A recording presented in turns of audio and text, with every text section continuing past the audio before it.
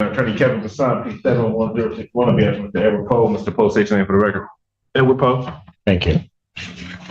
So, Judge, today's date and time schedule for preliminary exam. The defense counsel, we're prepared to proceed, Judge. When that is correct, it's a daytime set for examination. There one witness and officer in charge, Deputy Ward. At first glance, this sounds like just another day in court, but listen carefully. Behind the formal language and legal procedures are decisions that can change lives instantly. Missed witnesses, waived hearings, and serious charges all collide in this single courtroom session. Know that he is on scheduled vacation and he's off this week. He's unavailable. I would be asking for a brief adjournment. That's why I understand it. That's not the court's decision. And Judge, just for the record, defense counsel, we will move for dismissal, Judge. I believe the people have had more than enough time to secure their witnesses for this particular exam, Judge. Again, I'm not the people, Judge, but I'm not even certain how much. You want to keep going when you're winning?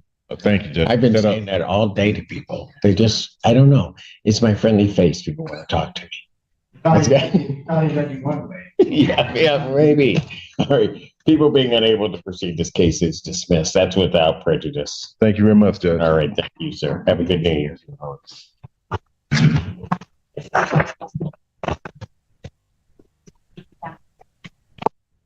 Yes. Court calls the case People versus Samuel Allen Dabney. Ready, Judge. Good afternoon, Your Honor. Laura Grant, on behalf of the people. Good afternoon, Judge. Attorney Kerry Mitchell appearing on behalf of my client, Samuel Allen Dabney, who's approaching to my right. Today's the date set for a preliminary examination, Your Honor.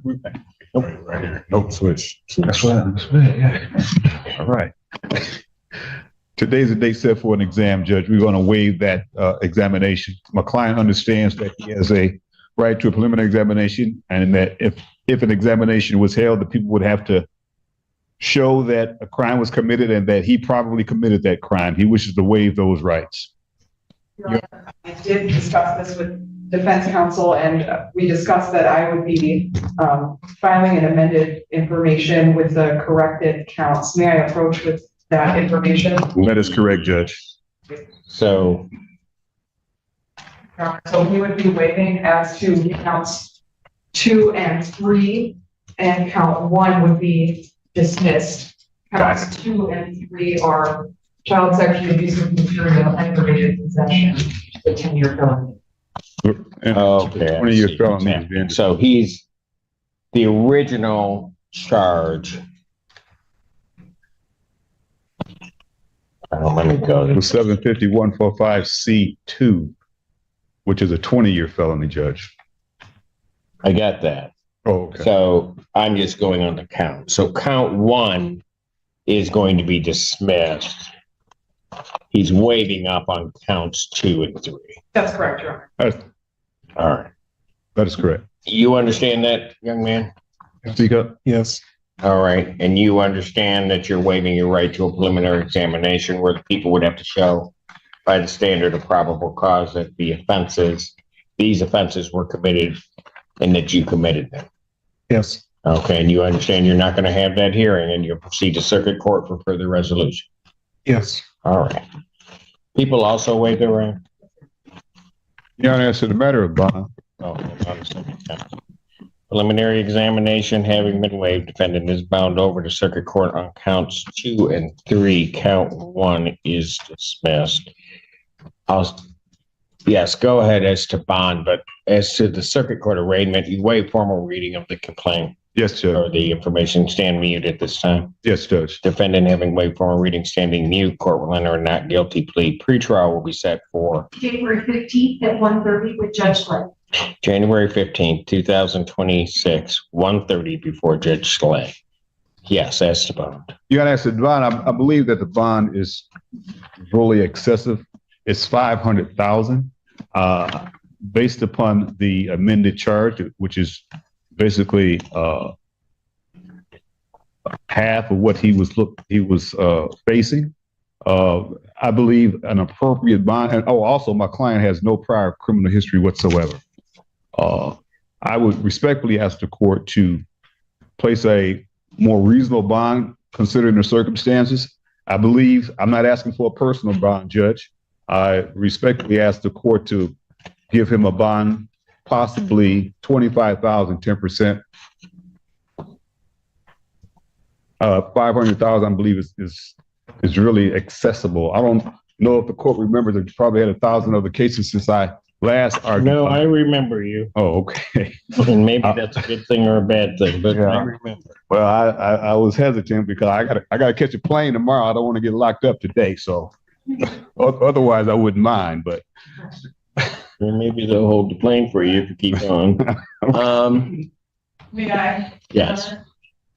I would object to a change in bond. I did, Detective Morrison from Washington County is the officer in charge of this case, and I did speak with her today.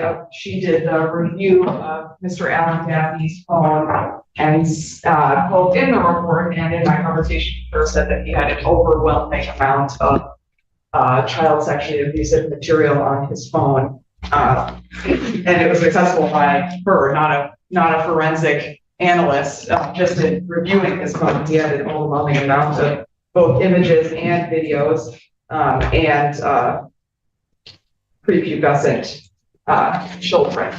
I think given that this bond is appropriate. yeah, I'm not going to go into everything that I said before. He was in a relationship with an individual.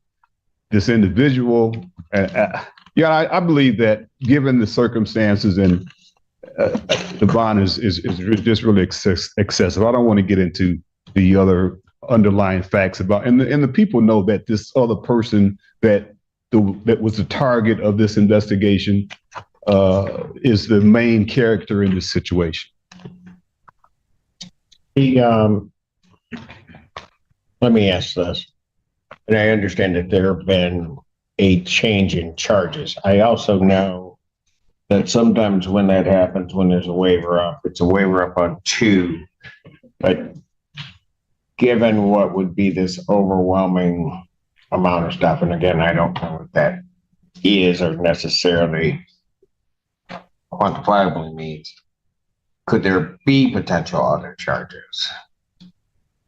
I mean, certainly. I mean, I'm not suggesting it. I'm just trying to get a feel. I think it was not, in my viewpoint, charged correctly at the outset. And so part of this was to ensure that he was waiving up on the correct charges. But yes, I mean, he's waiving up on counts 2 and 3, but technically every image or photo or video that he had could be another charge. So the answer is yes. As to like a different charge, I at this time don't think so. This did originate as a Canton investigation into, yes, correctly, a wider ring of people of which the defendant was part of, and he was residing in Ypsilanti, so that's why this case is. And just briefly, Judge, the person that he was involved with that originated in Canton, those individuals were referred to the federal system and they were prosecuted in that realm. He is the only one that was not. And that is because he was not, in their opinion, a main character in this. When you say they're the federal. Correct. Okay. Correct, Judge. So, and I'll get into this when it gets to circuit court, but in relationship to them being on his phone, this other individual that got charged federal had access to my client's phone.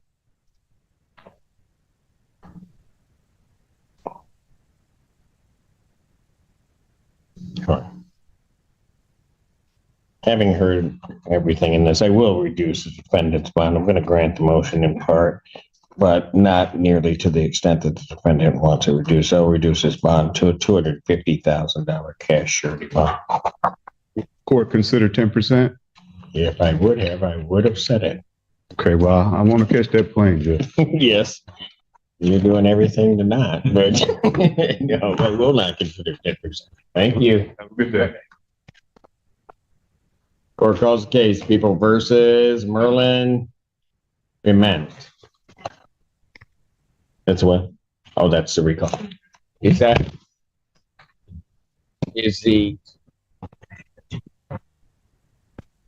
I just want to make sure it's working. Did Ken let you know? Is it working? Yes. Mr. Bennett. Okay. And I can see it. Gonna wait till. Okay. Ashley Feltus for the people. Assistant Public Defender Ben Benowith for Mr. Bennett, who stands to my right. Can you state your name for the record? What's your name?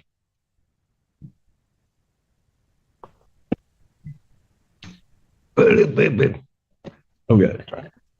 Would these headphones help you? Can you hear a little bit?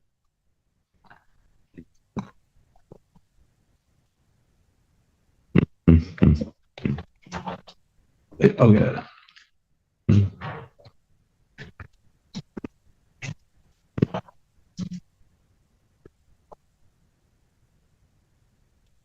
You want to try these? No? Okay. Your Honor, we would like to set this matter for exam.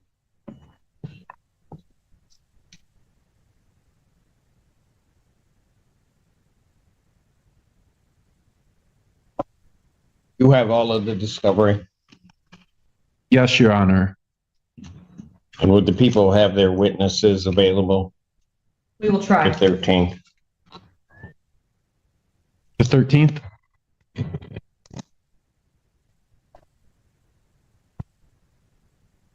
Preliminary examination in person will be set January 13th, 2026, 9 a.m. before a 15th District Court judge.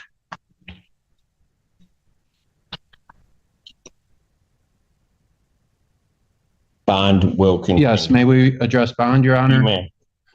My client is 69 years old.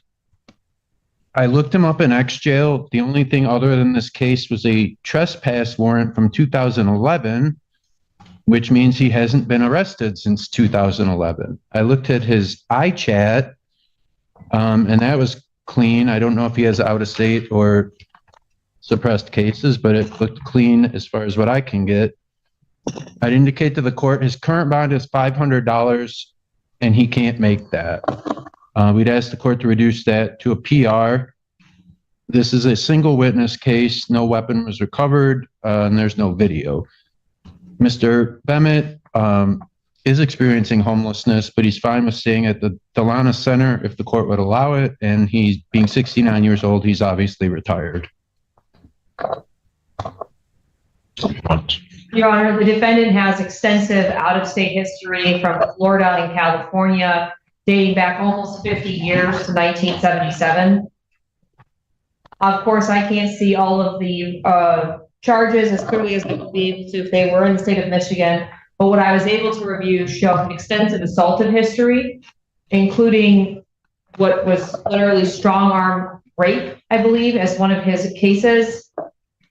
Assaultive cases as recently with arrests in 2024. I do not believe he has strong ties to this community, so I would consider him a flight risk.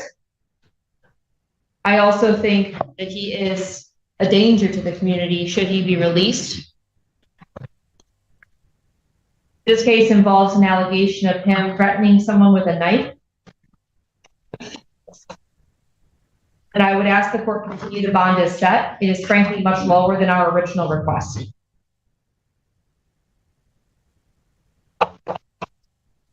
Anything else?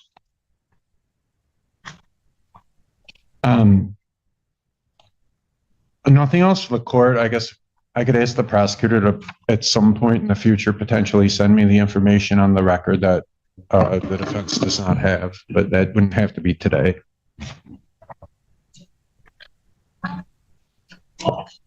I'm going to deny the request at this point and continue his bond as it's set. I think it's appropriate.